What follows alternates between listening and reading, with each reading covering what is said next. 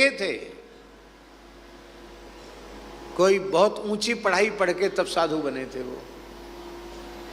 तो इतने पढ़े लिखे बुद्धिमान व्यक्ति ने आत्महत्या क्यों कर ली? दिमाग गर्म हो गया। तो मनुष्य का मन बिगड़ जाए, मनुष्य की बुद्धि बिगड़ जाए तो कुछ भी कर सकता है।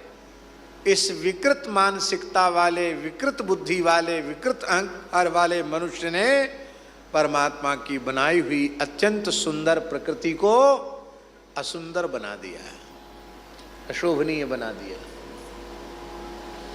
और जब हमने प्रकृति को नष्ट किया तो हम बच पाएंगे क्या? प्रकृति नष्ट होगी तो हम भी नष्ट हो जाएंगे। आज इस बार पूरे संसार में कितना विप्लव हुआ है प्रकृति का।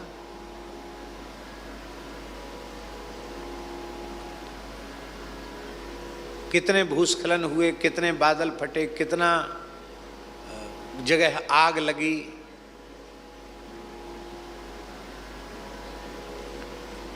हम प्रकृति को नष्ट कर रहे हैं तो प्रकृति भी हमें छोड़ने वाली, प्रकृति हमको नष्ट कर रही है। अरे हम नवदुर्गा के रूप में किसकी उपासना कर रहे हैं?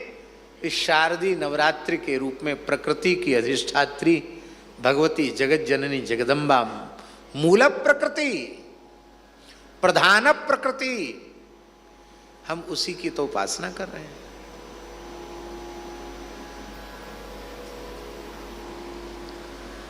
और भाई, गाय की सबसे बड़ी महिमा है, वो धरती को विष से मुक्त करती है, अपने गोबर गोमूत्र से जल को शुद्ध करती है। हमारे खाक चौक में कुआं है, छोटी कुइया है, मूल पुरुष पहाड़ी बाबा महाराज के द्वारा स्थापित। 213 वर्ष तो पहाड़ी बाबा को समाधि लिए हो गए, जीवित समाधि लिए हुए। ये जो कार्तिक पूर्णिमा आएगी उस पर 214वां समाधि दिवस होगा पहाड़ी बाबा का। उनके काल में स्थापित वो कुइया थी,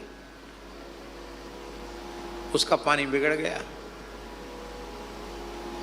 तो महाराज जी नाट लीला करते थे, पूज्य गुरुदेव पहाड़ी बाबा महाराज हमसे बोले, अरे भाई तुम तो पंडित हो, ये कुआं का पानी बिगड़ गया। बोलो कैसे हुआ? ठाकुर जी की रसोई पूजा सब इसी से होती है, ठीक करो उसको। अब हम क्या जाने कैसे ठीक होगा। तो हमने एक डॉक्टर से पूछा, उन्होंने एक पुड़िया की दवाई दे दी, लाल दवाई। वो पुड़िया डालती पूरा पानी लाल हो गया, उसमें दुर्गंध और आने लग, कीड़े वीड़े मर गए होंगे, दुर्गंध आने लग गई।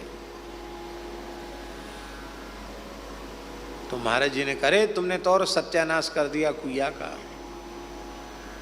और कुछ उपाय करो। तो एक वैद्य जी मिल गए। यहाँ वैद्य जी कोई बैठे हों तो बुरा नहीं मानना। उन वैद्य जी ने, कोई वैद्य जी तो नहीं बैठे हैं, अब बैठे हुए तो बताएंगे नहीं कि हम वैद्य जी।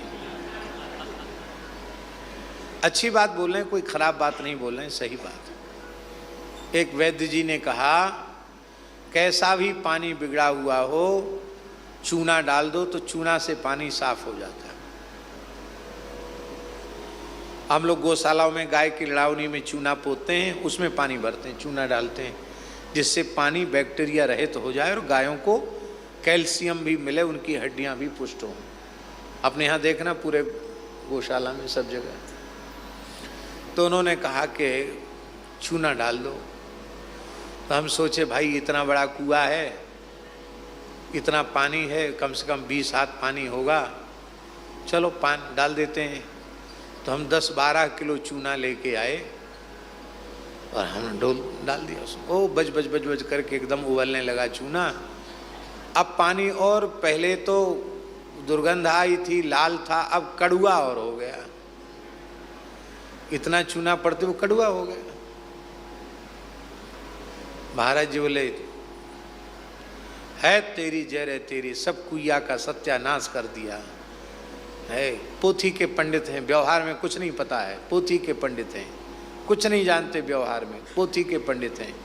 ऐसे एक बात को कई बार दोहराते थे, उनका अभ्यास था। तो मैं हाथ जोड़ के कहा, महाराज जी हम तो अब थक गए, हम तो जानते नहीं कैसे, जैसा जैसा लोगों ने बताया हम करते चले गए और वैसा हो, हम क्या करें। हमने कहा महाराज जी आप बताइए उपाय। तो विद्यार्थियों से बोले, भला गोमूत्र बाल्टियों में इकट्ठा करो। तो गैया का मूत्र इकट्ठा कर लिया बाल्टियों में, ताजा ताजा गोबर उठाओ और गोबर गोमूत्र को घोलाया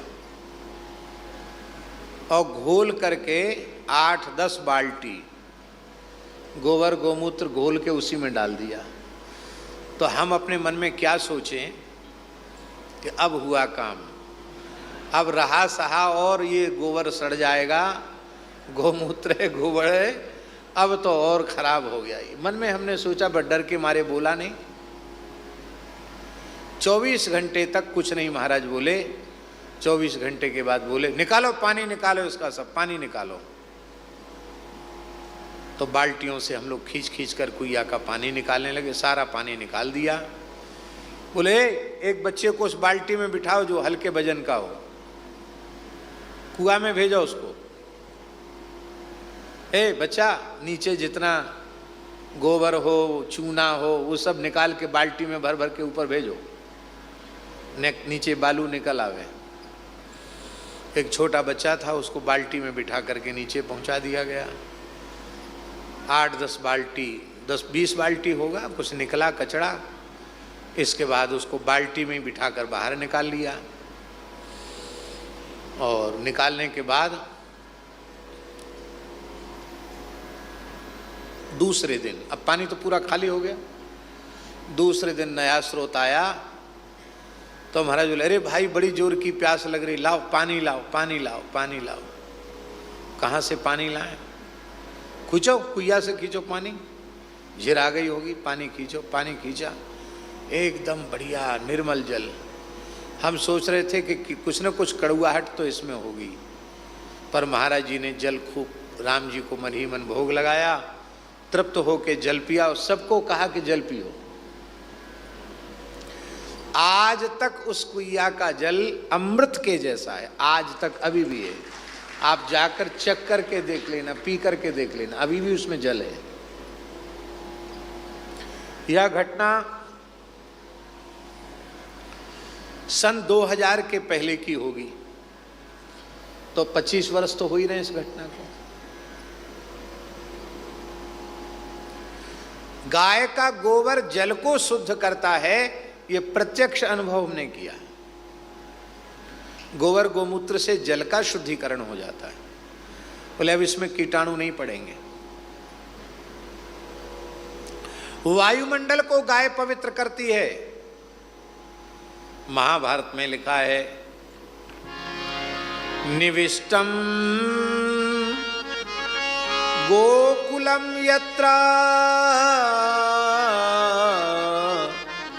श्वासान मुंचन्ति निर्भयम्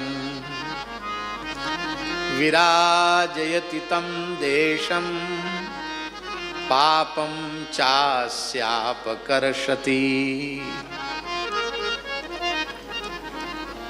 विषाक्त वायुमंडल को पवित्र करने का साधन क्या है? महाभारत का श्लोक है निविष्टम गोकुलम यत्र, गायों का कुल माने समूह, जहां बड़ी संख्या में गाय बैठती हैं और बैठकर क्या करती हैं? बोले श्वासान मुंचन्ति निर्भयम, निर्भय होकर के श्वास लेती हैं, जुगाली करती हैं। आप कभी देखो गाय आंख मूंद करके जब जुगाली करती है, मुस्कुराते हुए से प्रसन्न मुखमुद्रा में जुगाली करती है, उसमें गाय पर त्राटक करो, आपकी चंचल वृत्ति शांत हो जाएगी। निर्भय